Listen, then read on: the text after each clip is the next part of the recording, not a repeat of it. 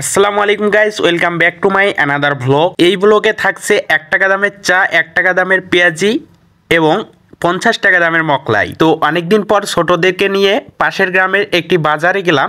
সেখানে স্বল্প মূল্যে নাকি খাবার পাওয়া যায়, আবার খাবারের মানও ভালো। তাই আমরা প্রথমে মকলাই নিলাম এবং মকলাইগুলো অনেক সুস্বাদু খেতে। অনেক দূর দূরান্ত থেকে মানুষ নাকি এই হোটেলে আসে মকলাই খেতে। আপনাদের সুবিধার্থে আমি লোকেশনটা বলে দেই। নীলফামারী সদর পশ্চিম খোকসাবাড়ি বাজার থেকে ঠিক পশ্চিম দিকে সন্ন্যাসীতলা বাজার। এখানে কে কে আছে আপনাদেরকে একটু সংক্ষেপে পরিচয় করিয়ে দেই। আপনারা দেখতে পাচ্ছেন এই যে পিচ্চি রাহি, আমাদের ছোট ভাই, ওর পাশে রয়েছে রনি। হ্যালো গাইস, 1 টাকা দামের বড়া খাইতে আসছি।